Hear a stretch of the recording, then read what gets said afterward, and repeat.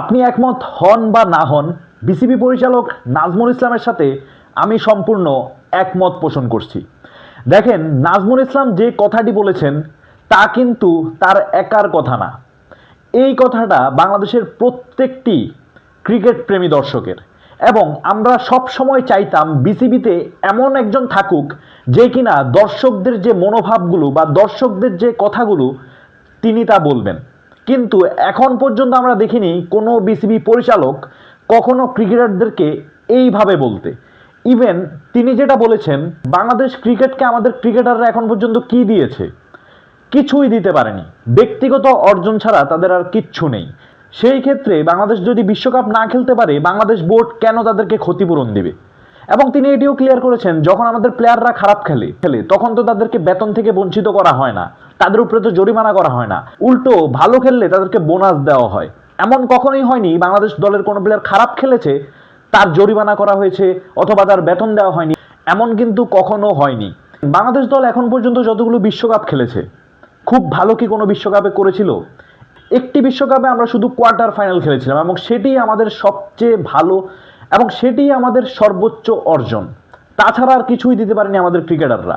নাজমুল ইসলাম যে কথাগুলো বলেছে আপনি আমি একবারও বলিনি, নিশ্চয়ই বলেছি। আমরা সাধারণ দর্শক হিসেবে সবসময় এই কথাটা বলতাম, আমাদের ক্রিকেটারদের পিছনে এত কোটি কোটি টাকা খরচ করা হচ্ছে, বছরের পর বছর আমরা ক্রিকেটার তৈরি করতেছি, সেই ক্রিকেটাররা ন্যাশনাল টিমে খেলতেছেন, কিন্তু আমাদের কোনো ট্রফি নেই, আমাদের কোনো অর্জন নেই। বাংলাদেশ দল গত 47 বছর ধরে ক্রিকেট খেলতেছে, কিন্তু আমাদের অর্জন শূন্য। আমরা এখন পর্যন্ত একটা এশিয়া কাপ জিততে পারিনি। সেই ক্ষেত্রে বাংলাদেশ দলে আসলে শুধু নাজমুল ইসলাম না, নাজমুল ইসলামের মতো আরও অনেকেরই প্রয়োজন যারা কিনা স্ট্রেট ফরওয়ার্ড কথা বলবেন।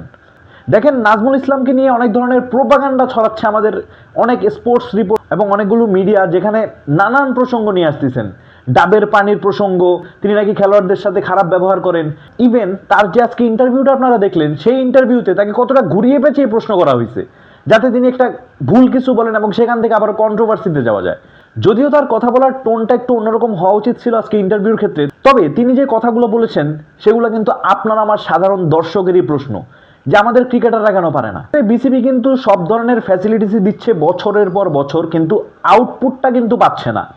উক্ত কারণেই কিন্তু তিনি বলেছেন যে যেহেতু আমরা আমাদের ক্রিকেটারদেরকে সবকিছুই দিচ্ছি, তাদের থেকে তেমন আউটপুট পাচ্ছি না, এবং আউটপুট না পেলে আমরা তাদেরকে কখনো জরিমানা করতেছি না, তাদের বেতন কর্তন করতেছি না, তাহলে কেন একটা বিশ্বকাপ খেললে তাদের যে ক্ষতিপূরণটা হবে সেটা কেন বোর্ড দিবে?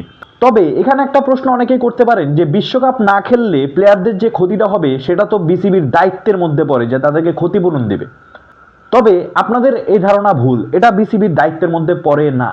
দেখেন, বিসিবিও চাচ্ছে বিশ্বকাপ খেলতে, ইভেন আপনারাও চাচ্ছেন আমরা যাতে বিশ্বকাপ খেলি, কিন্তু ভারতে গিয়ে না। সেটারও কিন্তু অনেক ভ্যালিড রিজন আছে, সেটা আপনি আমি সবাই জানি। সেই ক্ষেত্রে আমাদেরকে যদি কোনো মতে ফোর্স করা হয় ইন্ডিয়ায় গিয়ে খেলার, স্বাভাবিক বিসিবি খেলবে না, এবং সেটা আপনি আমিও পছন্দ করবো না যে ভারতে গিয়ে আমরা বিশ্বকাপ খেলবো। সেই ক্ষেত্রে বিসিবি যদি ডিসিশন নেয় যে ভারতে গিয়ে বিশ্বকাপ খেলতে হলে আমরা খেলবো না, তাতে কিন্তু বিসিবির এখানে জরিমানা দেওয়ার বা ক্রিকেটারদেরকে ক্ষতিপূরণ দেওয়ার কোনো প্রশ্নই আসে না। এবং এই প্রশ্নটা কিন্তু কিছু সাংবাদিকরাই নাজমুল ইসলামকে করেছিলেন যে বিসিবি কি প্লেয়ারদেরকে ক্ষতিপূরণ দিবেন কিনা, এবং সেই প্রেক্ষাপটে তিনি উত্তরটি দিয়েছেন। তো গাইস, এর সাথে কি আপনি একমত নাকি দ্বিমত পোষণ করছেন? আপনার কোনো যুক্তি থাকলে জানাতে পারেন কমেন্ট বক্সে। দেখা হচ্ছে পরবর্তী ভিডিওতে।